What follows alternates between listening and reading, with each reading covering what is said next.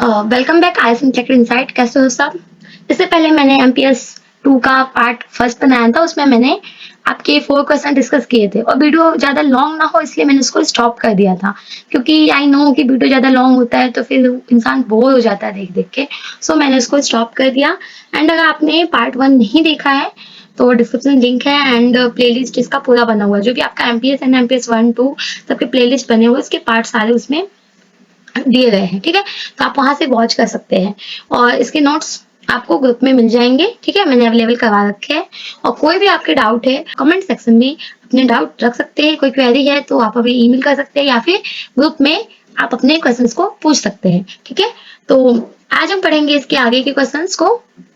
Question number 5 से हम पढ़ेंगे।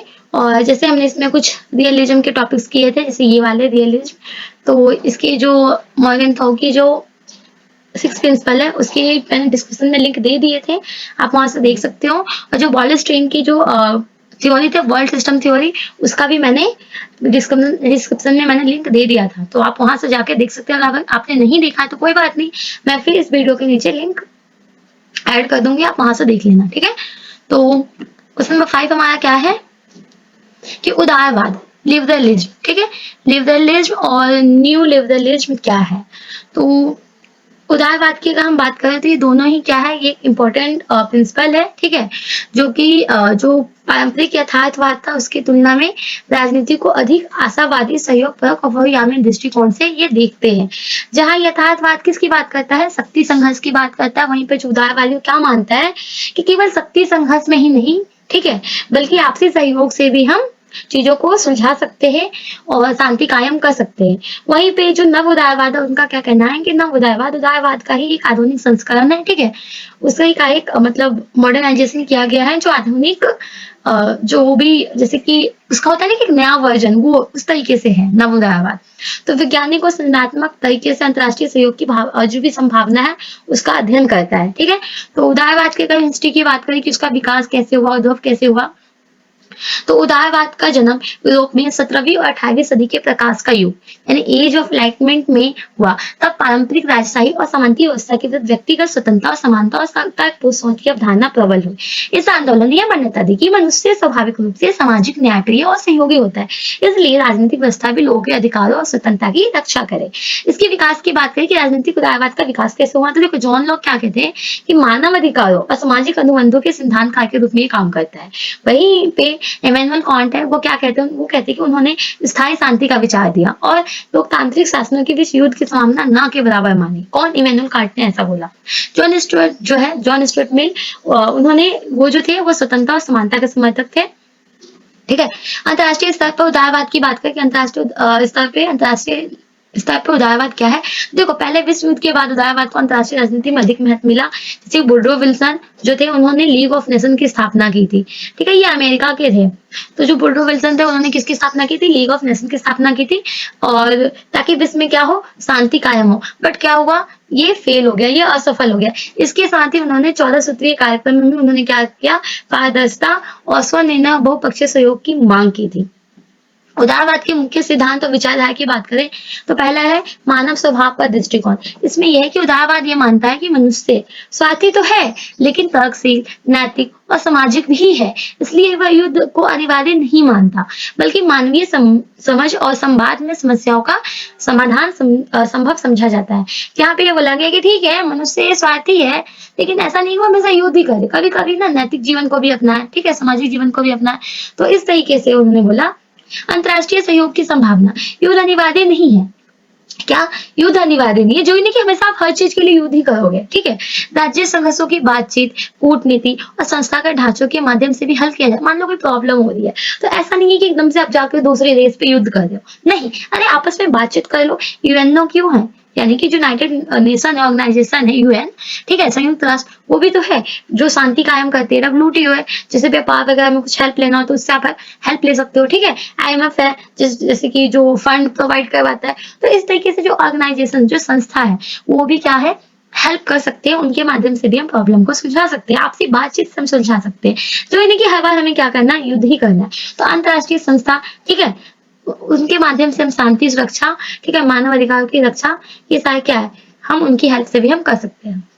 डेमोक्रेटिक पीस थ्योरी, उदारवाद क्या मानता है कि लोकतांत्रिक देशों के बीच युद्ध की संभावना बहुत कम होती है, क्योंकि वो पारदर्शिता, जिम्मेदारी, जनमत की वजह से एक दूसरे के खिलाफ आक्रामक कदम नहीं उठाते। लोकतंत्र अपने नागरिकों को युद्ध को खर्च के बारे में जानकारी देता है, इसलिए युद्ध की राजनीति से बचता है। इसके अलावा आगे क्या है, इकोनॉमिक इंटरडिपेंडेंस, इसमें क्या है, वैश्विक व्यापार और आर्थिक सामंजस्य को एक दूसरे से निर्भर बनाते हैं, जिससे युद्ध के विकल्प को कम महत्व मिलता है। आर्थिक लाभ की आकांक्षा युद्ध की तुलना में अधिक प्रभावी होते हैं।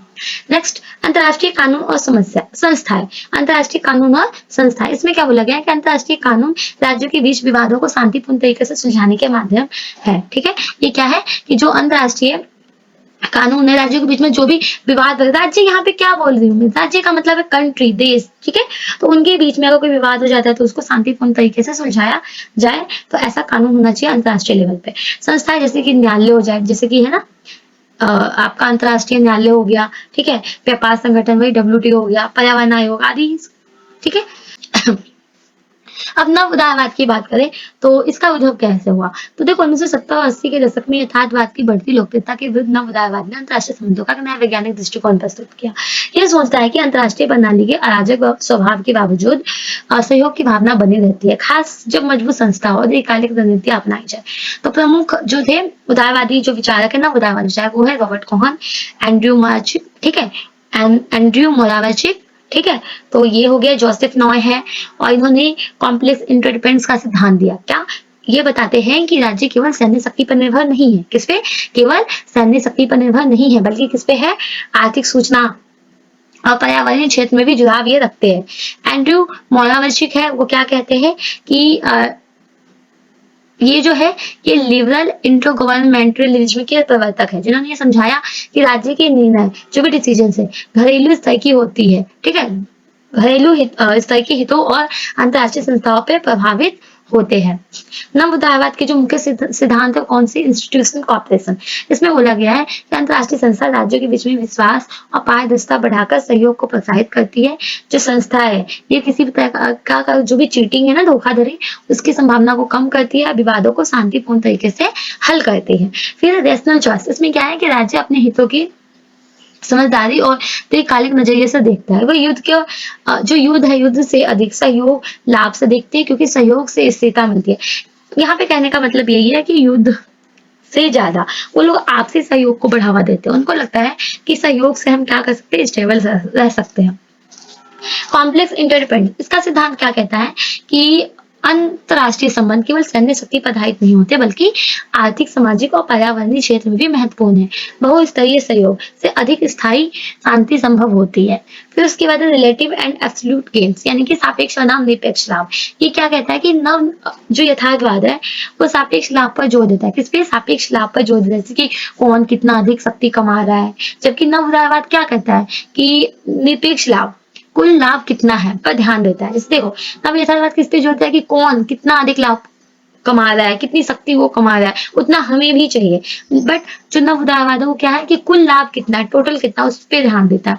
इससे सहयोग की संभावना बढ़ती है, क्योंकि सभी पक्ष लाभान्वित होते हैं। तो उदारवाद की बात करें और नव उदारवाद की, तो उदारवाद क्या है, मानवीय स्वभाव, नैतिकता और लोकतंत्र। ठीक है, ये आपका एक माइंड मैप हो गया, आप इससे भी याद कर सकते हो चीजों को, फिर बना के अच्छे से लिख दो, समझ जाओगे। तो नव उदारवाद क्या कहता है कि संरचनात्मक संस्थागत तर्क व्यवहारवाद है। ये क्या है, उदारवाद सहयोग और नैतिक बचाव पर जोर देता है, जबकि नव उदारवाद रैशनल और दीर्घकालिक, यानी कि ये ना लंबे टाइम की बात करता है कि लंबे टाइम तक आपका इंटरेस्ट हो। ठीक है, ये लोकतंत्र, मानवाधिकार, कानून की बात करता है, जबकि नव उदारवाद क्या कहता है कि अंतर्राष्ट्रीय संस्था होनी चाहिए, नियम होने चाहिए, सूचना मिलनी चाहिए। ये जो है ये बहुपक्षीय वैश्विक शासन के लिए समर्थन करता है, जबकि नव उदारवाद अंतर्राष्ट्रीय स्तर पे अपना सहयोग की बात करता है। ठीक है, उदारवाद सैन्य और आर्थिक शक्ति के अलावा नैतिक शक्ति के भी ऊपर ये बल देता है, क्योंकि नव उदारवाद क्या करता है, सैन्य के साथ आर्थिक, ठीक है, संस्थागत और सूचना शक्ति पे ये जोर देता है। उदारवाद का एग्जाम्पल हम लीग ऑफ नेशन, जो कि वुडरो विल्सन ने उस टाइम पे बनाया था, फॉर्म करवाया था, इसमें और भी लोग थे। ठीक है, मेन जो थे वुडरो विल्सन थे, और इसमें संयुक्त राष्ट्र, ठीक है, जो UN है वो। जबकि नव उदारवाद का क्या है कि WTO, IMF, वर्ल्ड बैंक जैसे संस्था यहाँ पे है। अब इसकी आलोचना क्या है, उदारवाद की आलोचना भी किया है लोगों ने, जैसे यथार्थवादी द्वारा ने, ठीक है, यथार्थवादी जो थे इसे आदर्शवादी कहा। उन्होंने क्या कहा, इसे आदर्शवादी कहा, जो शक्ति संघर्ष की वास्तविकताओं को नजरअंदाज करता है। और विश्व जो प्रथम विश्व युद्ध हुआ था, फर्स्ट वर्ल्ड वॉर, उसके बाद लीग ऑफ नेशन की विफलता ने भी इसकी सीमा स्पष्ट कर दी थी, क्योंकि लीग ऑफ नेशंस फेल हो गया था, जिसकी वजह से सेकंड वर्ल्ड वॉर हुआ। तो इसलिए ये बोला गया कि ये मतलब सही नहीं है। लोकतांत्रिक शांति सिद्धांत में आप बात पाएगा, जैसे कि अमेरिका हिंद महासागर क्षेत्र में संघर्ष होते गए, मतलब था तो लोग उदारवाद, बट फिर भी क्या हुआ, वहां पे संघर्ष हुआ। ठीक है, नव उदारवाद की आलोचना की बात करें तो नव यथार्थवादियों का तर्क ये है, और देखो ये आलोचना किसने की है, यथार्थवादियों ने की है। उदारवाद का किसने किया, यथार्थवादियों ने। नव उदारवाद का किसने किया, आलोचना क्रिटिसाइज किसने किया, नव यथार्थवादियों ने। उन्होंने क्या कहा कि ये ना अंतरराष्ट्रीय संस्था केवल महाशक्तियों के हितों की सेवा करती है। ठीक है, और ये गैर राज्य एक्टर्स है, यानी कि जो एनजीओस है, ठीक है, असमान शक्ति वितरण की जटिलताओं को कम आंकती है और वैश्विक दक्षिण के दृष्टिकोण की उपेक्षा करती है, तो ऐसा उन्होंने कहा। ठीक है, और अगर हम इसको अभी कॉन्टेम्परेरी रेलिवेंस देखें इसका, तो वैश्वीकरण के युग में उदार और नव उदारवादी विचारधारा की महत्ता जो है काफी बढ़े है, इंपॉर्टेंस बढ़े है। जलवायु परिवर्तन, आतंकवाद, वैश्विक महामारी जैसी समस्याओं का समाधान में बहुपक्षीय सहयोग अनिवार्य हो गया, और आर्थिक आत्मनिर्भरता, तकनीकी नेटवर्किंग और वैश्विक संचार स्थिरता के लिए भी आवश्यक है। तो ये आपका कंप्लीट हो गया, दोनों के बीच में मैंने बता दिया। ठीक है, अगर आपका नव उदारवाद पूछता है तो भी आप बता दोगे, उदारवाद पूछेगा तो भी बता दोगे आप, और अगर दोनों में डिफरेंस पूछा तो भी आप इजिली लिख दोगे। ठीक है, तो हाँ, एंड में आप कंक्लूजन लिखना मत भूलना, जो भी आपको समझ में आता है ना उसके अकॉर्डिंग आप कंक्लूजन जरूर लिखना। नेक्स्ट क्वेश्चन है, मार्क्सवादी दृष्टिकोण से अंतरराष्ट्रीय संबंधों की व्याख्या कीजिए। अब यहाँ पे बोला है कि जो आपके मार्क्सिस्ट अप्रोच है उससे आपको क्या करना है, इंटरनेशनल रिलेशन जो है आईआर है उसकी व्याख्या करना है। ठीक है, तो अंतरराष्ट्रीय संबंधों के अध्ययन में मार्क्सवादी दृष्टिकोण एक वैकल्पिक और आलोचनात्मक ढांचा प्रदान करता है, चूंकि मुख्य धारा का जो इसके मुख्य धारा है, मुख्य धारा के यथार्थवाद और उदारवाद से ये दोनों ही अलग है, बिल्कुल डिफरेंट है। ये जो अप्रोच है ये आर्थिक संरचना और वर्ग संघर्ष, ठीक है, ये कौन से, ये आर्थिक संरचना, वर्ग संघर्ष और पूंजीवाद की वैश्विक असमानताओं पर केंद्रित है। मार्क्सवाद अंतरराष्ट्रीय राजनीति को शक्ति, प्रभुत्व, शोषण, ठीक है, लेंस से देखता है और यह समझने का प्रयास करता है कि वैश्विक पूंजीवाद व्यवस्था में राष्ट्र, श्रमिक और सामाजिक समूहों के बीच असमानता उत्पन्न की है। मार्क्सवादी दृष्टिकोण के इतिहास की अगर हम बात करें तो देखो इसमें आपका आ जाता है कार्ल मार्क्स, फ्रेडरिक एंगल्स, ठीक है, ये इसके मेन थिंकर्स हैं। ठीक, कार्ल मार्क्स जो फ्रेडरिक एंगल्स है, इन्होंने ऐतिहासिक भौतिकवाद का सिद्धांत दिया। कौन सा, हिस्टोरिकल मेटेरियलिज्म का सिद्धांत दिया। उन्होंने इतिहास को वर्ग संघर्ष यानी क्लास स्ट्रगल के रूप में देखा। ठीक है, और माना कि सामाजिक परिवर्तन उत्पादन संबंधों यानी रिलेशन ऑफ प्रोडक्शन और उत्पादन के साधनों के टकराव से होता है। इन्होंने क्या माना कि जो सामाजिक परिवर्तन है वो किससे होता है, उत्पादन संबंधों से और उत्पादन की संसाधनों के टकराव से, इन दोनों के टकराव से होता है। किसका, सामाजिक परिवर्तन। ठीक है, मुख्य अवधारणा क्या है इसकी, तो आर्थिक आधार यानी कि बेस जो है वो इकोनॉमिक बेस है, और राजनीतिक संस्कृति अधिरचना, ठीक है, के बीच में संबंध। पूंजीवाद को एक वैश्विक व्यवस्था के रूप में देखा जाता है जो उपनिवेशवाद, साम्राज्यवाद और युद्ध को बढ़ावा देता है। राष्ट्र राज्य प्रणाली भी पूंजीवाद शोषण की सेवा में काम करती है। इसके जो और प्रमुख विचारक उनकी अवधारणा कैसे, लेनिन है, वी.आई. लेनिन है। ठीक है, ये साम्राज्यवाद का सिद्धांत देते हैं।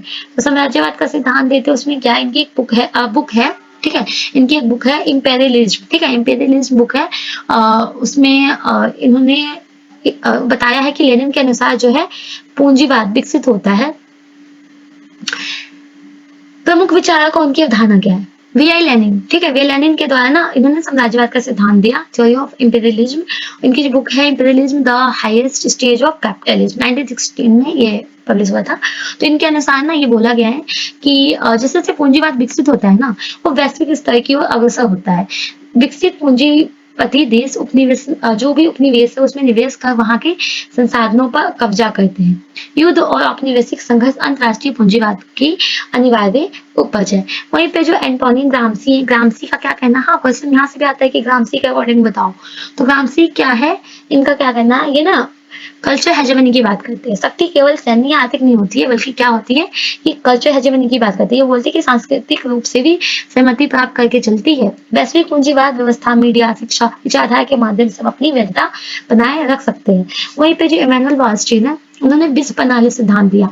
अभी मैंने वीडियो के स्टार्टिंग में बोला था कि अगर आपने वो वीडियो नहीं देखा तो एक बार देख लेना कि जो वर्ल्ड है वो 3 कैटेगरी में डिवाइड है, कोर, पेरिफेरी, सेमी पेरिफेरी। ठीक है, 3 कैटेगरी में डिवाइड होते हैं। जो कोर होते हैं ना वो सबसे अमीर देश होते हैं, वो कैपिटल वाले होते हैं। ठीक है, मतलब कैपिटलिज्म वाले होते हैं, जैसे कि यूएसए हो गया। और जो आपका फिर उसके नीचे हो गया, ठीक है, सेमी पेरिफेरी, वो थोड़ा सा डेवलप्ड होते हैं, ठीक है। और जो आपका थर्ड हो गया पेरिफेरी, ये क्या होते हैं, ये ना अंडर डेवलप्ड होते हैं, मतलब जो अभी अभी स्वतंत्र हुए अपना, वो विकासशील मतलब है, ठीक है, वो विकास की कगार पे है, ऐसे कह सकते हो। और जो सेमी पेरिफेरी हो गए, वो हो गए कि वो अपना विकसित है, ठीक है, वो विकास कर चुके हैं, मतलब अभी और भी उनको टाइम है। और जो कोर वाले होते हैं, ये पूरे प्रॉपर तरीके से क्या होते हैं, विकसित होते हैं। तो पहला हो जाता है विकसित, एक हो गया विकासशील, और एक होता है जो विकास करने को मतलब कर रहा है, मतलब अंडर डेवलपमेंट हो जाता है, ठीक है। तो ये तीन होते हैं। और जो आपका कोर कंट्री होता है ना, ये दोनों ही, जो आपका पेरिफेरी और सेमी पेरिफेरी है, इन दोनों पे क्या करता है, अपना वर्चस्व, ठीक है, इनका शोषण करते हैं। और इनकी जो, क्योंकि इनके पास इतनी टेक्नोलॉजी नहीं होती है, तो जो फेरी और जो सेमी पेरिफेरी है, इनके पास रिसोर्सेस अच्छे होते हैं। तो इसलिए जो कोर कंट्री है, वहां से रिसोर्सेस उठाते हैं, अपनी टेक्निक लगाते हैं, ठीक है, और उस पर वो काम करते हैं। तो इस तरीके से वो दोनों ही, जो अभी आपका ये सेमी पेरिफेरी है और ये पेरिफेरी है, ठीक है, इन दोनों पे आते हैं, शोषण करते हैं, इसको एक्सप्लोर करते हैं, ठीक है। मार्क्सवाद दृष्टिकोण के प्रमुख सिद्धांत क्या है? तो इसमें है वर्ग संघर्ष, ये तो वर्ग संघर्ष पे ही जोर देता है। कौन? मार्क्सवादी। मार्क्सवाद दृष्टिकोण के अनुसार अंतरराष्ट्रीय संबंध राज्यों के बीच नहीं बल्कि वर्गों के बीच संघर्ष से निर्धारित होते हैं। वैश्विक पूंजीवाद में मजदूर वर्ग, ठीक है, और पूंजीपति वर्ग का संघर्ष विश्व राजनीति की मूल धुरी है। जो मार्क्सवादी है ना, ये वर्ग संघर्ष की बात करते हैं, और ऐसा ये कहते हैं कि जो पूंजीपति है वर्ग है, ठीक है, और एक जो गरीब वर्ग है, मजदूर वर्ग है, इन दोनों में ना हमेशा संघर्ष होते रहते हैं। इन सब में राज्यों की क्या भूमिका है? तो राज्यों को केवल पूंजीवादी हितों की रक्षा करने वाला औजार माना जाता है। अंतरराष्ट्रीय स्तर पर भी इसका वैश्विक पूंजीवाद की सेवा करता है, न कि अपने नागरिकों के वास्तविक हितों की। साम्राज्यवाद और उपनिवेशवाद, ये इसमें क्या है कि अंतरराष्ट्रीय संबंधों में उपनिवेशवाद को आर्थिक प्रक्रिया के रूप में देखा जाता है, और ये एक ऐसी अवस्था है जो विकासशील देशों के संसाधनों और श्रम का दोहन करती है। असमान विकास, असमान विकास में क्या है, अनइवन डेवलपमेंट में कि पूंजीवाद समान विकास नहीं करता, बल्कि कुछ क्षेत्रों को विकसित और बाकी को पिछड़ा बनाए रखता है। ये क्या करता है कि पूंजीवाद समान विकास नहीं करता, बल्कि जो और क्षेत्र है जो विकसित है, उसको और बाकी को पिछड़ा बनाए रखता है। और ये असमानता ही संघर्ष और विद्रोह को क्या करता है, जन्म देता है, ठीक है। फिर है अंतरराष्ट्रीय संस्था की आलोचना करें हम, जैसे IMF हो गया, वर्ल्ड बैंक हो गया, WTO हो गया, इनकी क्या भूमिका है? मार्क्सवादी विद्वान के अनुसार ये संस्था कोर देशों के हित की सेवा करती है। मार्क्सवादी क्या कहते हैं कि जो संस्था है ना, जो IMF है, जो वर्ल्ड बैंक है, हमारे किसी काम का, ये किसकी हेल्प करते हैं? जो कोर कंट्री है, जो डेवलप्ड है, ठीक है, जो बिल्कुल विकसित है, उनकी ही हेल्प करते हैं ये भी, क्योंकि उन्हीं के पास सब कुछ है, वो ही अपना करते हैं, ठीक है। तो इस तरीके से बोलते हैं कि ये जो संस्था है, ये देशों की, जो विकसित देश है उसी की हेल्प करते हैं, उन्हीं की सेवा करते हैं। इनकी नीतियां विकासशील देशों को कर्ज के जाल में फंसाकर उनके संसाधनों का क्या करती है, दोहन करती है। तो ये उन्हीं के लिए अच्छा है, हमारे लिए अच्छा नहीं है, विकासशील देशों के लिए अच्छा है, मतलब इनके अकॉर्डिंग कहना है, ठीक है। यूएन की बात करते हैं, तो ये यूएन शांति और सहयोग की बात करता है, परंतु इसकी जो संरचना है, ये सुरक्षा परिषद और शक्ति असमानता को संस्थागत रूप देती है। P5 देशों की बात करें तो P5 जो देश है, जिनके पास वीटो पावर होने से ये एक प्रकार के राजनीतिक साम्राज्यवाद को बढ़ावा देते हैं। ये P5 वो कंट्री जो डेवलप्ड है और इनको ना वीटो पावर मिला हुआ है, ठीक है। तो आलोचना और सीमा की बात करें, ठीक है, किसकी आलोचना क्या है?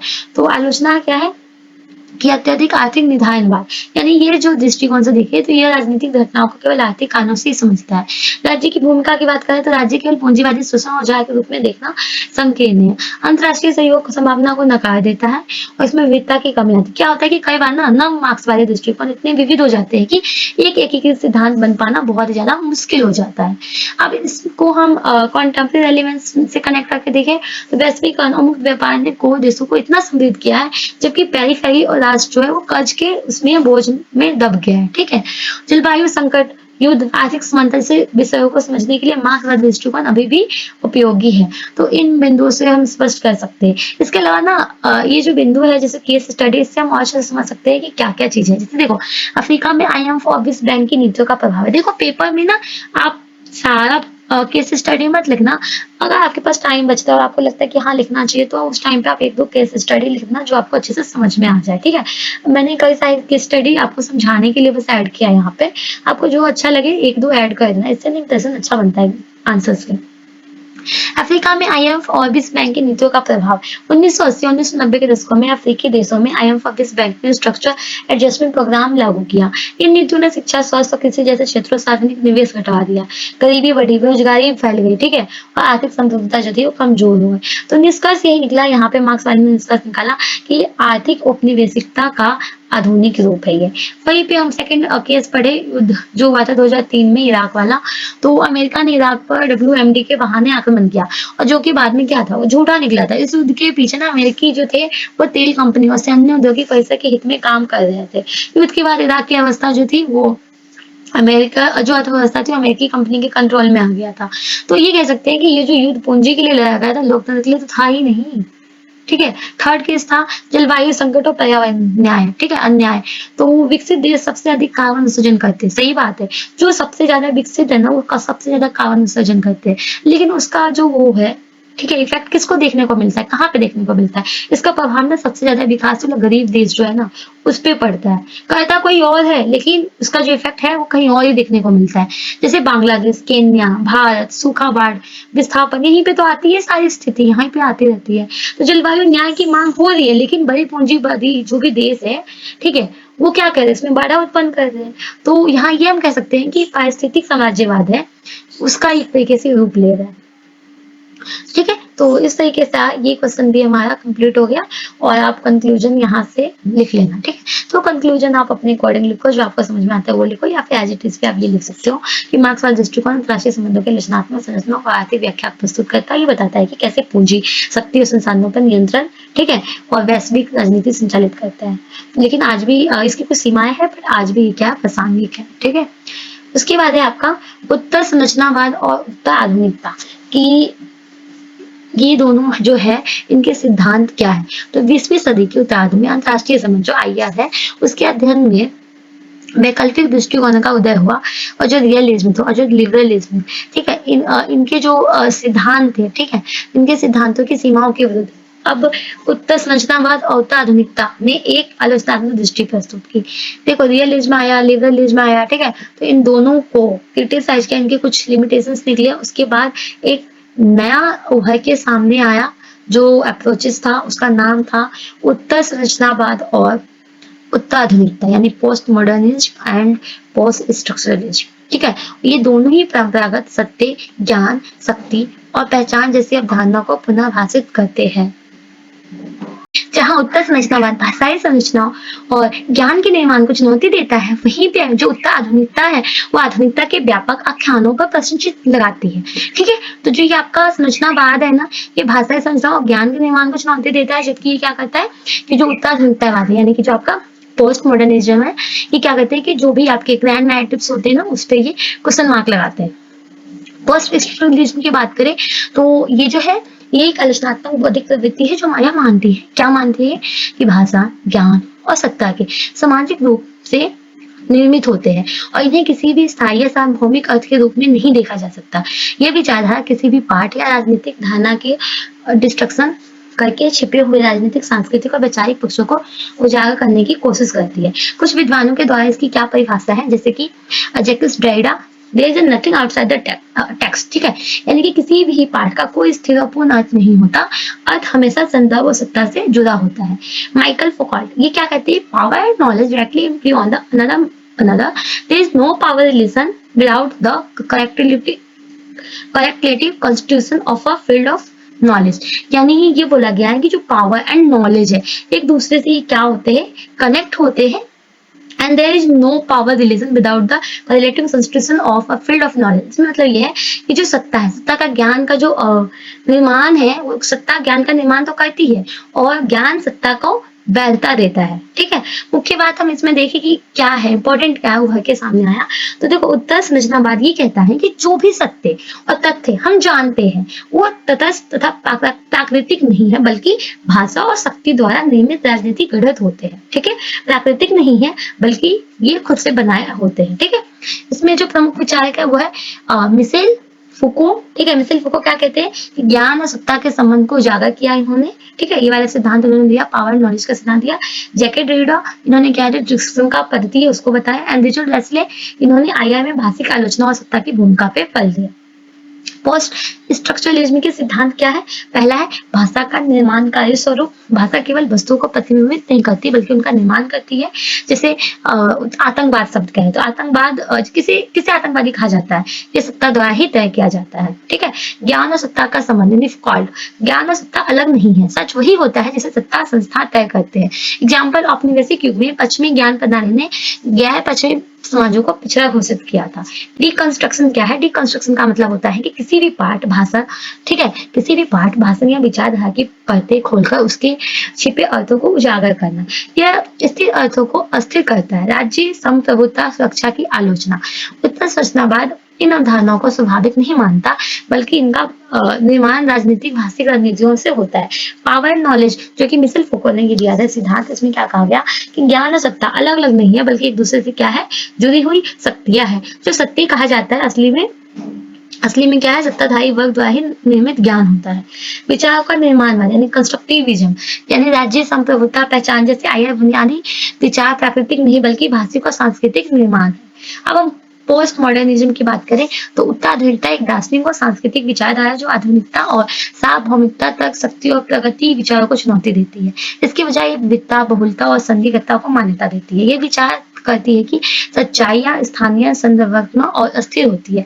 इसमें इन कौन कौन से विद्वानों ने क्या किया जो परिभाषा दी है, जैसे कि जैन फ्रांकिस लेओटार्ड, इन्होंने क्या कहा कि simplifying to the extreme I define post modern as integrity toward the metanarratives. यानी कहा जाए तो उत्तराधुनिकता का सार ये है कि महाकथा पर विश्वास नहीं करती है। ठीक है, फ्रेडरिक जैमसन, इनका कहने का मतलब ये है कि post modern is the cultural logic of late capitalism. यानी जो आपका पोस्ट मॉडर्निज्म है ना, उत्तराधुनिकतावाद है, ठीक है, वो पूंजीवाद का क्या है, लास्ट मतलब अंतिम चरण की सांस्कृतिक संरचना है, जहाँ क्या होता है कि उपभोग, छवि और प्रतीक की सब कुछ बन जाता है। मुख्य बात देखिए कि मेन क्या है, तो जो उत्तराधुनिकता है ये हमें ये सिखाती है कि आधुनिकता की एक सच्चाई की वजह हमें बहु सांस्कृतिक और विविध सच्चाई को स्वीकारना चाहिए। हर समाज में वर्ग, लिंग और संस्कृति का अलग अनुभव और ज्ञान होता है। ठीक है, तो इसमें मेन क्या है, जीन फ्लोक्वांस लेओटार्ड, यानी इन्होंने जो सिद्धांत दिया, इन्होंने आलोचना किया किसका, ग्रैंड नैरेटिव्स का। फ्रेडरिक जेम्स, ठीक है, बॉड्रिलॉर्ड, इन्होंने भी सिमुलर का और हाइपर रियलिटी के सिद्धांत को दिया था। ठीक है, इसमें जो अवधारणा है कौन से है, जैसे ग्रैंड नैरेटिव्स का सिद्धांत की बात करें, ये किसने दिया है, ये जीन फ्लोक्वांस लेओटार्ड ने दिया है। इन्होंने कहा कि आधुनिकता ने प्रगति, विज्ञान और तर्क पर आधारित कथाओं को सार्वभौमिक सच मान लिया है। जो उत्तराधुनिकता है इन महाकथाओं को दमनकारी विशिष्ट शक्तियों द्वारा ही गढ़ी गई कथा मानती है। सत्य का बहुलवाद, कोई एक सत्य नहीं होता बल्कि कई सत्य होते हैं, ठीक है, जो कि संदर्भ पर आधारित होते हैं। एक कोई बात होगा वो सच नहीं होगा, उसके अलावा भी होंगे जो किसी न किसी तरीके से आधारित होंगे। यह विचार बहुत सांस्कृतिक लिंग आधारित दृष्टिकोण अपनी स्वतंत्र दृष्टियों को भी वैधता प्रदान करता है। हाइपर रियलिटी की बात करें तो हाइपर रियलिटी क्या है कि वास्तविकता की जगह एक कृत्रिम वास्तविकता ले आती है। ठीक है, जो आर्टिफिशियल रियलिटी उसको ले आती है। मीडिया और तकनीकी की दुनिया में छवि और प्रतिरूप ही सच प्रतीत होते हैं। अभी के टाइम में भी वही होता है। राजनीति की विखंडन प्रक्रिया, उत्तराधुनिकता राज्य, राष्ट्र, संप्रभुता जैसे आधुनिकता की संस्थाओं को टुकड़ों में बांटकर उनका आलोचनात्मक अध्ययन करती है। ठीक है, तो ये इसके बीच में डिफरेंसेस है कि उत्तर संरचनावाद क्या है, आधुनिकता क्या है, उत्पत्ति कैसे हुई, ये संरचनात्मक प्रक्रिया जो द्वारा हुई, जबकि ये आधुनिकता प्रतिक्रिया के द्वारा, ये भाषा शक्ति ज्ञान है, जबकि इसमें महाकथा संस्कृति पहचान की बात की गई। ये डिकंस्ट्रक्शन की बात करता है जबकि ये बहुलवाद विखंडन की बात करता है। भाषा विज्ञान राजनीति की बात है जबकि उत्तराधुनिकता संस्कृति कला इतिहास की बात करता है। इसमें आलोचना में क्या बोला कि सत्ता द्वारा जो सच है उसी का निर्माण होता है, जबकि यहाँ पे महाविचार की आलोचना और विविधताओं की वकालत की गई है। अंतर्राष्ट्रीय संबंधों में योगदान क्या है, तो राज्य की अवधारणा को चुनौती मिली है। ठीक है, इसके अलावा सुरक्षा व्यवस्था का पुनः मूल्यांकन हुआ, यानी ये कि पारंपरिक सुरक्षा सैन्य खतरों पर केंद्रित होती है जबकि सिद्धांत भाषिक निर्माण और राजनीतिक एजेंडे पर ध्यान केंद्रित करते हैं। हाशिए की आवाज का प्रतिनिधित्व, नारीवाद, पोस्ट कॉलोनियलिज्म, ठीक है, एलजीबीटीक्यू, आदिवासी, अन्य हाशिए के समूह पर अनुभवों की जगह मिलती है। कुछ इसकी आलोचना भी की गई है। ठीक है, जैसे कि इसका हो जाएगा अत्यधिक सापेक्षावाद है, यहाँ पे कार्यनीति की कमी होती है यहाँ पे। ठीक है, उसके अलावा कभी कभी ना कठिन भाषा अमूर्त विचार के कारण आम पाठकों और नीति निर्माताओं से यहाँ पे दूरी भी देखने को मिलती है। ठीक है। अगर हम दिल्ली में देखें अभी के टाइम की, तो आतंकवाद बनाम स्वतंत्रता सेनानी जैसे बहसें इस दृष्टिकोण के उपयोग अध्ययन का क्षेत्र है। वैश्विक मीडिया में हाइपर रियलिटी की भूमिका होती है, जैसे कि दूसरी क्रोन का जो वॉर हुआ था, ठीक है, कुछ दिन पहले, मतलब कुछ सालों पहले, तो वहां पे देखने को मिला हमें सामाजिक मीडिया द्वारा पहचान और सच्चाई का निर्माण किया जाता है। क्वेश्चन नंबर 8 है, राज्य की संप्रभुता की अवधारणा उसकी बदलती प्रकृति पर चर्चा कीजिए। देखो, जो राज्य की संप्रभुता की अवधारणा है, ठीक है, तो वो क्या है और उसकी जो प्रकृति है कैसे चेंज होती है, तो उसके बारे में हमें बताना है। तो सबसे पहले तो हमें ये बात करना पड़ेगा, मतलब ये पढ़ना पड़ेगा कि जो संप्रभुता है वो क्या है। तो देखो, संप्रभुता वो सर्वोच्च और अंतिम अधिकार है जिसके माध्यम से कोई राज्य अपने क्षेत्र में कानून बनाता है, उसका क्रियान्वयन करता है। ये राज्य को आंतरिक रूप से पूर्ण अधिकार, बाहरी रूप से स्वतंत्र अस्तित्व प्रदान करती है। जिसमें जीन बॉर्डन ने क्या बोला कि संप्रभुता का पहला आधुनिक सिद्धांत इन्होंने ही पेश किया। इन्होंने कहा sovereignty is the absolute and particular power of Republic. ये क्या है? ये पावर ऑफ रिपब्लिक है। इसमें इन्होंने जो संप्रभुता उसके टाइप को डिवाइड किया, ठीक है, आंतरिक, बाहरी और विधायिक और लोक संप्रभुता। ये आपकी बुक में भी डिटेल में दिया गया है, ठीक है, तो आप वहां से भी इसको पढ़ सकते हो। आंतरिक संप्रभुता की बात करें तो इसमें क्या बोला जाता है कि राज्य के भीतर सर्वोच्च सत्ता जैसे कि कानून बनाना, न्याय देना, ये आ जाते हैं। बाहरी संप्रभुता का मतलब है कि राज्य की अंतर्राष्ट्रीय स्तर पर स्वतंत्र पहचान और अस्तित्व, जबकि विधायी संप्रभुता का मतलब है संसद या विधायिका का सर्वोच्च अधिकार। लोक संप्रभुता का मतलब है कि जनमत की सर्वोच्चता, यानी लोकतंत्र, ठीक है, लोग सबसे ऊपर हो।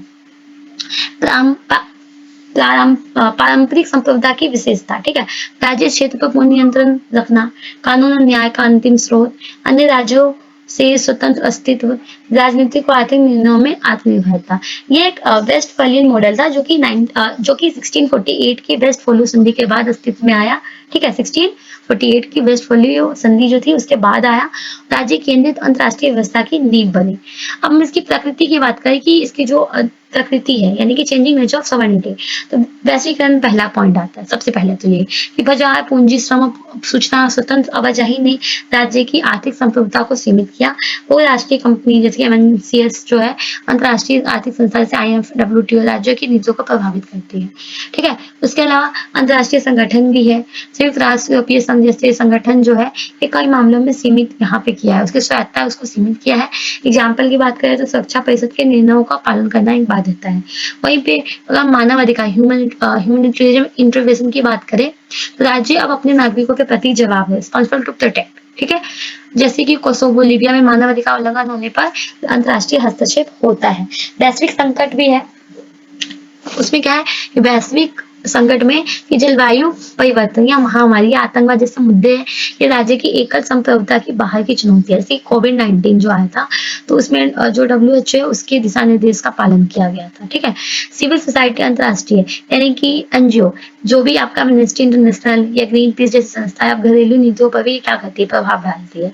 वहीं पे अगर हम इसकी अवधारणा बात करें, समकालीन कॉन्टेम्प्रेरी बात करें, तो सॉफ्ट सॉवरेनिटी, राज्य सीमित रूप से स्वतंत्र होता है, अंतर्राष्ट्रीय दबाव में भी निर्णय लेता है। शेयर सॉवरेनिटी क्या होता है, कुछ निर्णय संयुक्त रूप से जैसे कि यूरोपीय संघ से मिलकर उसके बाद डिसीजन लिए जाते हैं।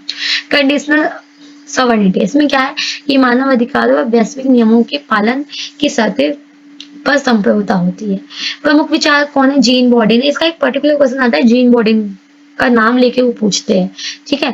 तो जीन बॉर्डन संप्रभुतापूर्ण, अपरिवर्तनीय और निष्पक्ष होते हैं। थॉमस हॉब्स, इनके अनुसार क्या है कि शासक को पूर्ण संप्रभुता होनी चाहिए ताकि अधिकता रोकी जा सके। लॉक क्या कहते हैं कि संप्रभुता जन इच्छा से उत्पन्न होती है, सीमित भी हो सकती है। हाना एरेंडेट क्या कहते हैं कि आधुनिक युग में संप्रभुता को मानव गरिमा अधिकारों के साथ संतुलित भी होना चाहिए। कुछ केस स्टडी है, जैसे कि यूरोपीय संघ की बात करें तो यहाँ पे सदस्य देश आर्थिक सीमा कानून में संप्रभुता साझा करते हैं। अगर हम ब्रेग्जिट इसका उदाहरण देखें तो ब्रेग्जिट का उदाहरण है कैसे एक देश संप्रभुता की पुनः प्राप्ति के लिए यूं से भी बाहर हो गया था, ठीक है। अमेरिका और जो इराक युद्ध 2003 की बात करें तो अमेरिका ने मानव अधिकार सुरक्षा के नाम पे इराक की संप्रभुता का उल्लंघन किया। इसने बहस को जन्म दिया कि मानव सुरक्षा संप्रभुता से क्या है, ऊपर है। वहीं पे हम भारत में देखें इसका प्रभाव तो देखो कोविड-19, ठीक है, नीति निर्माण में डब्ल्यूएचओ की सिफारिशें ली गई। आर्थिक नीति निर्धारण में आईएमएफ और डब्ल्यूटीओ के शर्तों का भी पालन किया गया। कोविड-19 में डब्ल्यूएचओ की, अच्छा मतलब यहाँ पे ये डब्ल्यूएचओ वर्ल्ड हेल्थ ऑर्गेनाइजेशन और डब्ल्यूटीओ का मतलब है वर्ल्ड ट्रेड ऑर्गेनाइजेशन, दोनों अलग है, ठीक है। IMF का मतलब है इंटरनेशनल मॉनेटरी फंड, वो फंड प्रोवाइड करवाता है। राज्य और राष्ट्र में अंतर स्पष्ट करिए। तो राज्य और राष्ट्र इन दोनों में क्या अंतर है? देखो, राजनीतिक विज्ञान में राज्य और राष्ट्र दोनों ही अत्यंत महत्वपूर्ण अवधारणा है, जो एक दूसरे से क्या है, एक दूसरे के स्थान पर प्रयुक्त होते हैं, किंतु दोनों की जो अर्थ है, जो उत्पत्ति है, ये दोनों अलग अलग है। ठीक है, राज्य की अवधारणा की अगर हम बात करें कि राज्य क्या है, कॉन्सेप्ट ऑफ स्टेट्स, तो राज्य एक स्थायी राजनीति संस्था है जो एक निश्चित भौगोलिक सीमा में रहने वाले लोगों पर समप्रभुता के साथ शासन करती है। ये एक विधिक इकाई होती है जिसे अंतर्राष्ट्रीय स्तर पर मान्यता प्राप्त होती है। राज्य के 4 तत्व है, कौन कौन से है? जनसंख्या, निश्चित भू क्षेत्र, ठीक है, एक कार्यशील सरकार और आंतरिक व बाहरी मामलों में संप्रभुता, ये 4 होते हैं। ठीक है, ये सभी तत्व मिलकर राज्य का निर्माण करते हैं। राज्य का मुख्य कार्य क्या होता है कि अपने क्षेत्र में कानून बनाना, उनका क्रियान्वयन मतलब लागू करना, न्याय व्यवस्था स्थापित करना कि सही से हो रहा है कानून लागू की नहीं, आंतरिक और बाहरी क्या, सुरक्षा बनाए रखना। ठीक है, gene body, Thomas Hobbes, John लोग जैसे विचारक है, इन्होंने संप्रभु और समक्ष सत्ता के रूप में इसको क्या किया, प्रभावित किया। राष्ट्र की अवधारणा की बात करें, कॉन्सेप्ट ऑफ नेशन, तो ना राष्ट्र एक सांस्कृतिक, ऐतिहासिक और भावनात्मक समुदाय होता है। यह समान भाषा, धर्म, इतिहास, परंपरा और सांस्कृतिक एकता आधार पर निर्मित होता है। ठीक है, ऑनर्स रेनन ने राष्ट्र को एक साझा अतीत की स्मृति और वर्तमान में एक साथ रहने की इच्छा के रूप में परिभाषित किया। राष्ट्र कोई कानूनी या संवैधानिक संरचना नहीं होती, बल्कि लोगों के बीच आत्मीयता, एकता और भावनात्मक एकरूपता की भावना पर आधारित होता है। ये एक मनोवैज्ञानिक अवधारणा है जो लोगों को एक साझी पहचान के रूप में एक सूत्र में बांधती है। ठीक है, अब इन दोनों में अंतर बात करें, क्या क्या डिफरेंस है? Basic difference between state and nation, राज्य और राष्ट्र के बीच में कुछ डिफरेंसेस है। देखो, राज्य एक राजनीतिक संरचना है, ठीक है, जबकि राष्ट्र क्या है, एक भावनात्मक और सांस्कृतिक इकाई है।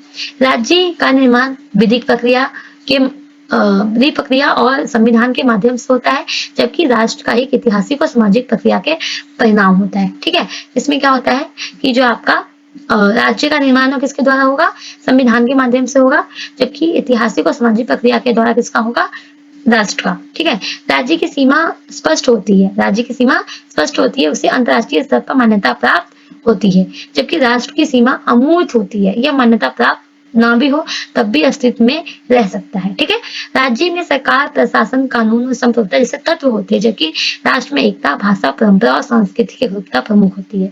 राज्य का अस्तित्व भौतिक रूप में होता है, जैसे कि राजधानी हो गया, सेना, संसद, ये सारे, जबकि राष्ट्र का अस्तित्व कहाँ होता है, मानसिक और सांस्कृतिक धरातल पर होता है। ठीक है, अब क्लियर हो गया इन दोनों में क्या क्या डिफरेंसेस। राष्ट्र राज्य की अवधारणा की बात करें, देखो जब किसी राज्य की सीमा और किसी राष्ट्र की सीमा एक समान हो जाती है ना, तभी इकाई राष्ट्र राज्य कहलाता है। क्या, फिर से पढ़ो इस चीज को। देखो, जब किसी राज्य की सीमा और राष्ट्र की सीमा एक समान हो जाती है, तो उस इकाई को क्या कहते हैं, राष्ट्र राज्य कहते हैं। ठीक है, यह आधुनिक अंतरराष्ट्रीय प्रणाली का आदर्श माना जाता है, जहां एक राज्य एक ही राष्ट्र के लोगों को प्रतिनिधित्व करता है। एग्जाम्पल जैसे जापान और फ्रांस, ऐसे राष्ट्र राज्य है जहां अधिकांश जनसंख्या एक सांस्कृतिक पहचान साझा करती है, किंतु भारत जैसे देश में देख लो, अनेक भाषाएं बोली जाती है। दिल्ली में जाओगे, यूपी में या कर्नाटक में जाओगे तो अलग ही लैंग्वेज है। ठीक है, धर्म, जाति और परंपरा अलग अलग है, तो यहाँ उसे क्या, उसे बहु सांस्कृतिक राष्ट्र राज्य कहा जाता है हमारे इंडिया को, क्योंकि यहाँ पे अलग अलग डिफरेंट लोग हैं। ठीक है, डिफरेंट कल्चर के लोग हैं, डिफरेंट लैंग्वेज है, सब कुछ अलग है, इसलिए यहाँ पे से बहु सांस्कृतिक राष्ट्र राज्य कहा जाता है। बहु राष्ट्रीय राज्य की अवधारणा की बात करें, यानी कि मल्टी नेशनल स्टेट की, तो देखो वो राष्ट्रीय राज्य वो होता है जिसमें एक से अधिक राष्ट्रीय सांस्कृतिक समूह निवास करते हैं। इन समूह की अलग अलग पहचान होगी, चाहे भाषा अलग होगी, संस्कृति परंपरा अलग होगी, मतलब सब कुछ अलग होगा। जैसे भारत, रूस, कनाडा, ब्रिटेन, ये सारे क्या है, वो राष्ट्रीय राज्य है। इन राज्यों में ना अलग अलग संस्कृति के लोग रहते हैं और इनको ना चुनौतीपूर्ण कार्य करना होता है। जैसे एग्जाम्पल में देखो, भारत में तमिल भी है, मराठी भी है, बंगाली भी है, पंजाबी भी है। ठीक है, अलग अलग लोग है, तो लेकिन ये सभी क्या है, भारतीय राष्ट्र का हिस्सा ही तो है। क्लियर हो गया अब आपको।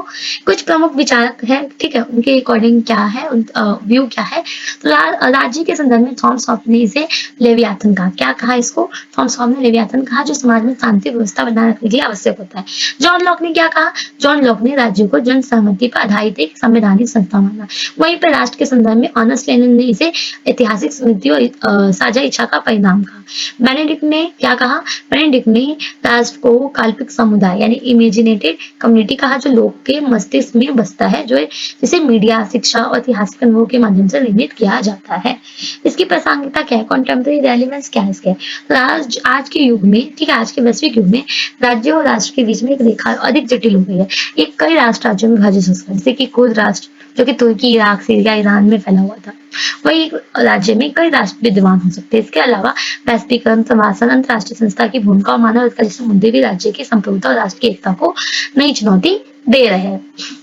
ठीक है, तो इस तरीके से ये क्वेश्चन हमारा क्वेश्चन नंबर 9 भी क्या हो गया, कंप्लीट हो गया। अब हम बढ़ते हैं शक्ति और प्रकार। देखो hard power and soft power, यहाँ hard power and soft power का मतलब ये नहीं है कि कोई चीज हार्ड होगा और सॉफ्ट, ये कुछ और है। हार्ड का मतलब होता है सैनिक तौर पे, और सॉफ्ट का मतलब होता है जैसे कल्चर हो गया, जैसे हमारे इंडिया में भी सॉफ्ट पावर, जैसे बहुत सारी चीजें होता है ना, देखने के लिए लोग भी आते हैं, जैसे रिसोर्सेज बहुत ज्यादा अच्छे हो गए, ठीक है, और यहाँ पे जितने भी हिस्टोरिकल प्लेसेस हो गए वो सारे सॉफ्ट पावर ही तो है। अभी हम पढ़ेंगे इसको डिटेल में, ठीक है। तो शक्ति, शक्ति क्या है, पावर अंतरराष्ट्रीय संबंधों में राजनीतिक विधान का एक मूलभूत और केंद्रीय सिद्धांत है, केवल संसाधन, सैन्य क्षमता या आर्थिक प्रभाव का नाम नहीं, बल्कि ये मानते हैं जिसके द्वारा राज्य, संस्था या व्यक्ति दूसरी की गतिविधियों, नीतियों और सोच को प्रभावित करता है। ठीक है, क्लियर हुआ।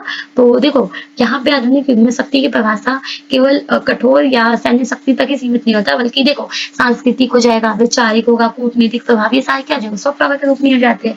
सांस्कृतिक जो पावर होते हैं हमारे पास, ठीक है, वैचारिक रूप से जो है। चलो इसकी डेफिनेशन पढ़ते हैं।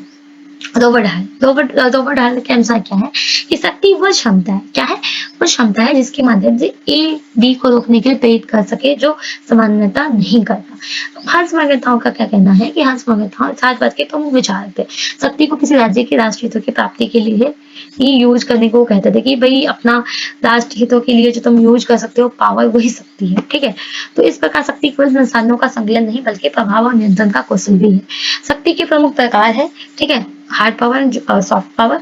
आधुनिक अंतरराष्ट्रीय राजनीति में शक्ति के दो है, ठीक है, हार्ड और सॉफ्ट, जिसे पहले जोसेफ नाइन ने स्पष्ट रूप से परिभाषित किया। किसने किया था, जोसेफ नाइन ने किया था। हार्ड पावर क्या है, हार्ड पावर वह है कि जो बल प्रयोग, ठीक है, जहां बल का प्रयोग हो, आर्थिक दबाव हो, प्रेरणा के बजाय प्रतिकूलता के आधार पर दूसरों के व्यवहार को नियंत्रण करने की क्षमता रखती है। सैन्य शक्ति आर्थिक प्रतिबंध, धमकी, बल, मतलब डरा धमका के जो हम काम करवाए उसको क्या बोलते हैं, कठोर पावर। ठीक है, मतलब हार्ड पावर। ठीक है, मुख्य घटक सैन्य बल और युद्ध क्षमता, आर्थिक प्रतिबंध, अनुदान, नाटो, धमकी, दंड, दमन, ये सारे क्या है, मुख्य घटक है। ये शीत युद्ध के टाइम की बात है। ठीक है, उस टाइम पे जब नाटो बनाया था अमेरिका ने, तो नाटो सीटो सैंटो बना था, 3 बना था। ठीक है, तो उसी के उसमें यूएसएसआर ने वार्सा पैक्ट बनाया था, है ना, उसी के अपोजिट में कि चलो तुम नाटो बना रहे हो तो मैं भी वार्सा पैक्ट बनाऊंगा। तो इस तरीके से क्या है, पावर दिखाया कि नहीं मेरे पास भी बहुत सुरक्षा गठ जो भी है सैन्य बल है, मैं भी बहुत स्ट्रॉन्ग हूँ। तो इस तरीके से तो हार्ड पावर में क्या हो जाएगा आपका कि किसी को धमकी देना, मारपीट से डराना, धमकाना, दंड देना, दमन करना उसका। अमेरिका द्वारा इराक पर जो सैन्य कार्रवाई की गई थी 2003 में, अभी हमने 2 क्वेश्चन में इसके बारे में पढ़ा। ठीक है, उसके बाद रूस द्वारा यूक्रेन पर जो 2022 में हमला किया गया था, काफी दिन तक वो चला था विवाद। अमेरिका द्वारा ईरान पर लगाया गया आर्थिक प्रतिबंध, ये सब क्या है, हार्ड पावर ही तो है। हंस मगनथाव, कैरेंस स्पॉट जैसे थाईवान विचारक हार्ड पावर को राज्य के प्राथमिक और अनिवार्य शक्ति मानते हैं। सॉफ्टवेयर की बात करें, सॉफ्ट पावर की बात करें, यानी कि सॉफ्ट पावर होता क्या है, देखो सॉफ्ट पावर एक ऐसी शक्ति है जो आकर्षण, सांस्कृतिक विचारधारा, मूल्यों, कूटनीतिक साधनों के माध्यम से दूसरों को अनुसार प्रभावित करती है। यानी इसमें ना तो आप बल का प्रयोग करोगे ना तो दबाव का प्रयोग करोगे। इसका उद्देश्य होता है दूसरों को प्रेरित करना, ना कि विवश करना। क्या, दूसरों को प्रेरित करना ना कि विवश करना। इसमें ना आकर्षण, सांस्कृतिक विचारधारा, इनके माध्यम से हम लोगों को प्रभावित करते हैं। जैसे सांस्कृतिक प्रभाव हो गया आपका, फिल्म, इतने अच्छे अच्छे फिल्म बनते हैं इंडिया में जो एक दूसरे को प्रेरित करवाते हैं। संगीत, भाषा, ठीक है, लोकतंत्र, मानव अधिकार, विदेश नीति की नैतिकता, शिक्षा, मीडिया, जैसे भारत की जो बॉलीवुड है, योग की लोकप्रियता है। अमेरिका की हॉलीवुड संस्कृति, विश्वविद्यालयों की प्रतिष्ठा है।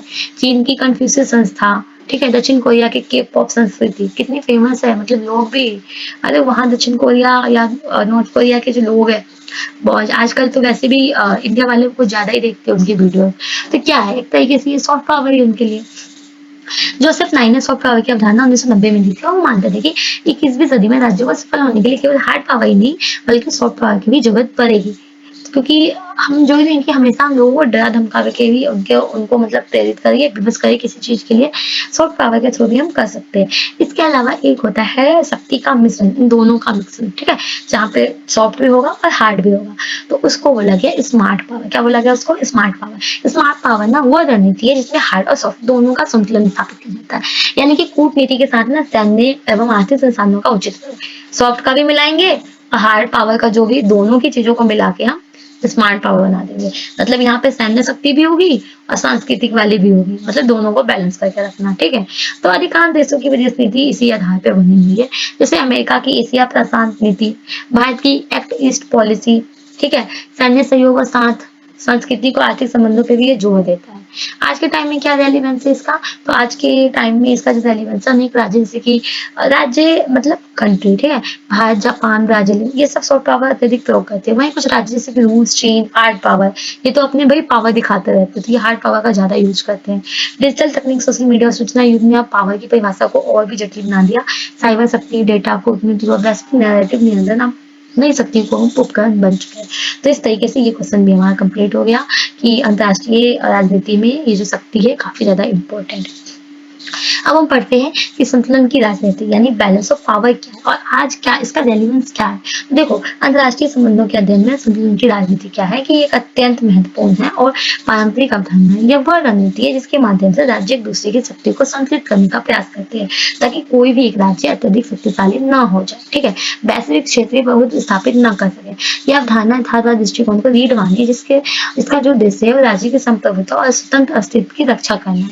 संतुलन की राजनीति का परिभाषा क्या है? हांस मंगेनथाव क्या कहते हैं कि संतुलन की राजनीति की ऐसी स्थिति है जिसमें शक्ति का वितरण ऐसा होता है कि किसी भी राज्य या संगठन के पास इतना प्रभुत्व ना हो कि वो दूसरों को दबा सके। कैन वर्ड्स क्या कहते हैं कि इसे एक स्वाभाविक ढांचा मानते हैं। यह अराजक अंतर्राष्ट्रीय व्यवस्था में खुद ब खुद विकसित होता है जहाँ राज्य अपने हितों की रक्षा के लिए गठबंधन बनाते हैं।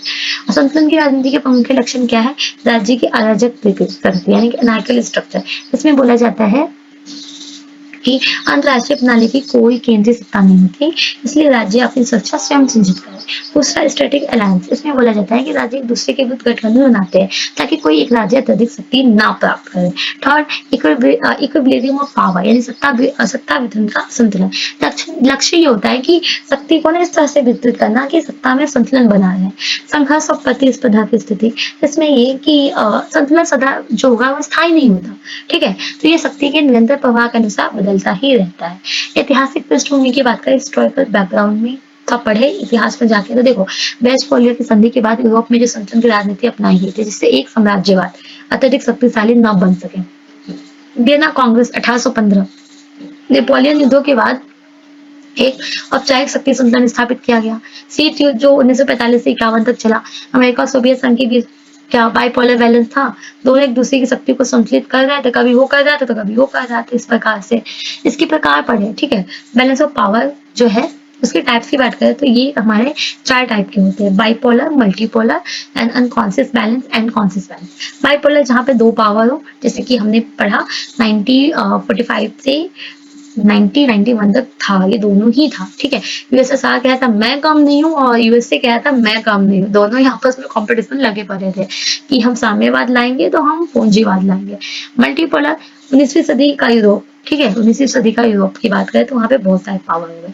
अनकॉन्शियस बैलेंस की बात करें तो अब राज्य अनजाने में शक्ति संतुलन बनाए रखते हैं, और कॉन्शियस बैलेंस की बात करें तो जब राज्य राजनीतिक रूप से शक्ति संतुलन स्थापित करते हैं, ठीक है? तो इस तरीके से अनौपचारिक में क्या, अनजाने में शक्ति का संतुलन बनाते हो, और इसमें क्या, राज्य राजनीतिक रूप से शक्ति का संतुलन बनाते हैं, ठीक है? थिंकर हंस मैगनथॉम, केंट वोल्ट्स, हेनरी किसिंजर, ठीक है? ये मेन है यहाँ पे। इस तरीके से ये क्वेश्चन भी हमारा कंप्लीट ही हो गया। हाँ, संदर्भ की बात कर रहे हैं कि आज के संदर्भ में क्या इससे प्रासंगिकता है। तो देखो, चीन के उदय और उससे इंडिया जापान का सहयोग, चीन की बढ़ती शक्ति और संतुलन करने के लिए अमेरिका, भारत, जापान, कुवैत के माध्यम से गठबंधन बना, ठीक है? नाटो बनाम रूस, रूस के आक्रामक रूप को संतुलित करने के लिए नाटो सक्रिय हो गया, तो विशेषकर युद्ध यूक्रेन के युद्ध के बाद हुआ, ठीक है। ये 2022 में जो हुआ था ना, उस केस के बेस पे है, ठीक है। तो नवीन चुनौती की बात करें यहाँ पे, तो वैश्विक आंदोलन के कारण केवल सैन्य शक्ति निर्णायक नहीं रही है, सॉफ्ट पावर, साइबर युद्ध और अंतर्राष्ट्रीय संस्थान निर्णय शक्ति केंद्र बन चुके हैं। असमान शक्ति वितरण के कारण कुछ क्षेत्र संतुलन से बाहर भी हो रहे हैं, जैसे कि अफ्रीका और पश्चिमी एशिया। अब हम पढ़ते हैं क्वेश्चन नंबर 13 की जो डेटरेंस है यानी सामरिक निरोध है, इसकी अवधारणा क्या है। सामरिक निरोध यानी स्ट्रेटेजिक डेटरेंस या अंतर्राष्ट्रीय राजनीति और सुरक्षा अध्ययन का एक महत्वपूर्ण सिद्धांत है, विशेषकर ये परमाणु युग के बाद। इसका जो उद्देश्य था ना, वो ये था कि राज्य की शक्ति और जो प्रतिक्रिया है, क्षमता को देखकर दूसरे राज्य कोई आक्रामक कदम उठाने से पहले ही रुक जाए। अगर हम सरल भाषा में पढ़े इसको, ठीक है, तो ये कह सकते हैं कि विरोध एक ऐसी राजनीति है, ठीक है, विरोध एक ऐसी रणनीति है जो संभावित आक्रमणकारियों को डराने, रोकने, विचार बदलने के लिए प्रयुक्त होती है। इसमें इसकी डेफिनेशन क्या है, ग्लेन फाइंडर के द्वारा इसकी जो डेफिनेशन है वो ये है। ये ना थोड़ा स्पेलिंग मिसप्रिंट हो गया, कोई नहीं, आप यहाँ देख लेना। प्लेन स्नाइडर, ठीक है। इसमें ये है, एग्जाम्पल का तुम इसको समझते हैं कि निरोध वो स्थिति है जहाँ जैसे ए बी को किसी कार्य करने के लिए रोकने के लिए ना इस प्रकार से धमकी देता है कि बी वो कार्य करेगा, उसे गंभीर दंड मिलेगा, ठीक है। मतलब डरा धमका के किसी को काम करवाना। थॉम सेलिंग क्या कहते हैं कि ये प्रमुख रणनीतिक विचारक है, ठीक है। ये जो थे थॉम सेलिंग ये एक प्रमुख एक रणनीतिक विचारक थे, इन्होंने क्या कहा कि मानव वैज्ञानिक युद्ध नीति मानते हैं जिसमें लक्ष्य प्रत्यक्ष युद्ध नहीं बल्कि मानसिक प्रभाव द्वारा युद्ध को टालना होता है। इसके तत्व क्या है, ठीक है। इसके जो एलिमेंट्स है कौन कौन से, पहला है क्रेडिबिलिटी यानी विश्वसनीयता। निरोध तभी सफल होता है जब सामने वाला ये विश्वास करे कि आप वास्तव में कार्रवाई करेंगे। सही बात है, अगर आप किसी को डरा रहे हो लेकिन उसको लग रहा है ये तो क्या भाई डरा, मतलब यूं ही डरा रहा है, हम नहीं करेंगे, तो वो काम नहीं करेगा। लेकिन आप रियल में ऐसे किस तरीके से डरा रहे हो कि सामने वाला बिल्कुल डर जाए, भाई अगर मैं ये काम नहीं करूंगा तो सच में मुझे मार डालेगा। तो यही है विश्वसनीयता, मतलब कि ये तभी काम करता है जब आप उसको सामने वाले को लगता है कि आप सच में कार्रवाई करोगे। प्रतिक्रिया की क्षमता यानी आपके पास पर्याप्त सैन्य या परमाणु ताकत होनी चाहिए जिसमें शत्रु को नुकसान पहुंचाया जा सके, ठीक है। ये भी चीज है कि आपके पास ना सैन्य और परमाणु ताकत होनी चाहिए, वरना सामने वाले को तो लगा इसके पास तो कुछ है ही नहीं, ये करेगा ही क्या। तो ठीक है, तुम्हारा आपके पास पावर होना चाहिए, वो सामने वाला ऑटोमेटिक देख के डर जाएगा, ठीक है। संचार और घोषणा, आपकी नीति इरादे स्पष्ट और सार्वजनिक होने चाहिए ताकि विरोधी भ्रम में न रहे, ठीक है। तत्कालता, विरोध की प्रभावशीलता इस पर निर्भर करती है प्रतिक्रिया कितनी शीघ्र और प्रभावी होगी। इसके टाइप्स कौन से हैं, इसका है एक्टिव डिटरेंस। इसमें ना पहले ही धमकी दी जाती है कि यदि कोई आक्रमण करेंगे तो तत्काल प्रतिक्रिया किया जाएगा। निष्क्रिय में क्या है, यदि शक्ति प्रदर्शन या तैनाती से बिना खुली धमकी के विरोधी को संदेश दिया जाता है। फिर एक परंपरागत निरोध कन्वेंशनल डिटरेंस, इसमें क्या है कि परंपरागत हथियार द्वारा निरोध का प्रयोग किया जाता है। फिर उसके बाद न्यूक्लियर वाले में क्या होता है, ये शीत युद्ध के दौरान विकसित हुआ था जिसमें परमाणु हथियार के प्रयोग की धमकी दी जाती थी। जैसे एमएडी मतलब है म्यूचुअल एसर्ट डिस्ट्रक्शन, इसका प्रमुख उदाहरण है, ठीक है, एग्जाम्पल है। अगर हम इसमें इसका बैकग्राउंड देखें हिस्टोरिकल, तो अमेरिका सोवियत संघ के बीच परमाणु निरोध की स्थिति रही जहाँ दोनों ही पक्षों ने अपनी परमाणु क्षमताओं का उपयोग दूसरे को रोकने के लिए किया था। वहीं पे हम क्यूबा मिसाइल संकट 1962 का हम पढ़ेंगे, तो इस घटना ने निरोध सिद्धांत की शक्ति और सीमाओं दोनों को उजागर किया था। उसने उस पे जो यूएसएसआर है, ठीक है, उस टाइम पे जो निकिता खुश्चेव थे यूएसएसआर के प्रेसिडेंट, है ना, तो वो जो क्यूबा पे मिसाइल तैनात करवा दिया था, ठीक है। तो अमेरिका के जो थे कैनेडी, उन्होंने बोला कि हटा लो नहीं तो फिर मैं सारे जहाज को रोक लूंगा। इस तरीके से फिर उन दोनों में क्या हुआ, दोनों ने अपनी पावर दिखाया, बट ऐसा लगा कि थर्ड वर्ल्ड वॉर हो जाएगा, बट हुआ नहीं हुआ। लेकिन हाँ, कंडीशन वो सारे आ गए थे, बट वो स्टॉप हो गया, तो क्यूबा मिसाइल संकट वाला कंडीशन, ठीक है। भारत पाकिस्तान का संबंध 1998 के परमाणु परीक्षण जो हुआ था, सेकंड जो परमाणु परीक्षण हुआ था, तो उसके बाद दक्षिण एशिया में परमाणु निरोध की स्थिति भी बनी रही। प्रमुख विचारक Thom Schelling, Kenneth Waltz and Herbert York and Glenn Snyder, ठीक है। तो इस तरीके से ये हमने इसमें पढ़ा। इसके अलावा इसकी आलोचना के पक्ष में बात करें, कभी कभी ना गलतफहमी की संभावना हो जाती है, अनिकता आ जाती है। कभी कभी ये होता है कि जानबूझकर व्यापक विनाश की धमकी देना या नैतिक रूप से आपत्तिजनक हो सकता है, ठीक है। उसके अलावा इसमें जो आतंकवाद है, विरोध राज्य आधारित होता है, लेकिन आतंकवाद संगठन से नहीं डरते। अगर हम अभी बात करें कॉन्टेम्परेरी रेलिवेंस की, तो उत्तर कोरिया की परमाणु नीति, उत्तर कोरिया में ना अपने परमाणु कार्यक्रम माध्यम से अमेरिका और दक्षिण कोरिया को निरोध की रणनीति अपनाता है। चीन और ताइवान, चीन की सैन्य शक्ति और अमेरिका का ताइवान समर्थन एक निरोधात्मक शक्ति बनाते हैं। भारत चीन के तनाव की बात करें, ठीक है, भारत चीन सीमा तनाव की, तो दोनों देशों की सैन्य उपस्थिति संतुलन में निरोधात्मक कार्य करती है। साइबर निरोध, अब देश के पास साइबर हमलों के विरुद्ध भी निरोधात्मक रणनीति आ गई है। तो इस तरीके से ये हो गया। अब हम पढ़ेंगे क्वेश्चन नंबर 14। विदेश नीति क्या है? तो विदेश नीति क्या है और इसके तत्व क्या है, एलिमेंट्स क्या है? देखो, फॉरेन पॉलिसी किसी भी संप्रभु राष्ट्र के लिए ना उसकी अंतर्राष्ट्रीय पहचान और वैश्विक व्यवहार की दिशा तय करने वाला एक मौलिक दस्तावेज होता है। यह एक प्रकार का रणनीतिक योजना होती है जिसके माध्यम से एक राष्ट्र दूसरे राष्ट्र के सामने अपने राजनीतिक, आर्थिक, सैन्य और सांस्कृतिक संबंधों को संचालित करता है। विदेश नीति न केवल किसी राष्ट्र के राष्ट्रीय हितों की पूर्ति करती है बल्कि उसकी अंतर्राष्ट्रीय स्थिति, प्रभाव और छवि को भी आकार देती है। परिभाषा की बात करें, देखो हंस मंगनताओ के अनुसार क्या है कि विदेश नीति वह योजना है जिसके तहत राष्ट्र अन्य राष्ट्रों के साथ व्यवहार करता है और अपने राष्ट्रीय हितों की रक्षा करता है। जेम्स रोजेना के अनुसार क्या है, विदेश नीति किसी भी सरकार द्वारा अन्य देशों और अंतर्राष्ट्रीय संगठनों के प्रति अपनाए गए उद्देश्यों कार्रवाई का समुच्चय है। पॉल प्रोस क्या कहते हैं? पॉल प्रोस का कहना है कि विदेश नीति उस प्रक्रिया का परिणाम है जिसके माध्यम से राष्ट्र अपने पर्यावरण के साथ अनुकूल संबंध स्थापित करने का प्रयास करता है। ठीक है, अलग अलग यहाँ पे जो है रेफरेंस दिया गया है।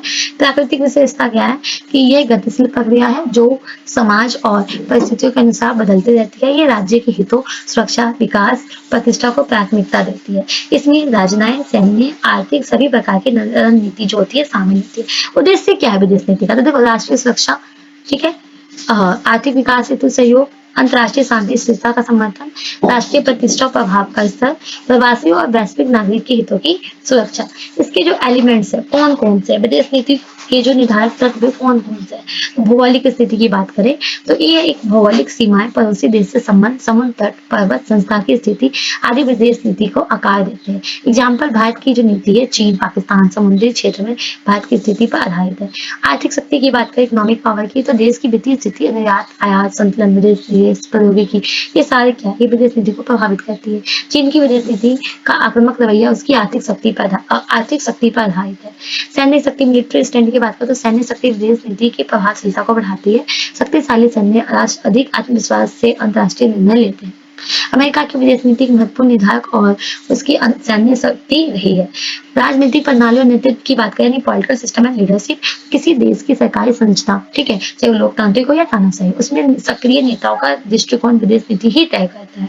नेहरू की पंचशील नीति की बात करें या फिर मोदी जी की एक्ट नीति, ठीक है, तो ये सारे इसके एग्जाम्पल्स है, राजनीतिक प्रणाली और नेतृत्व के ही एग्जाम्पल्स है।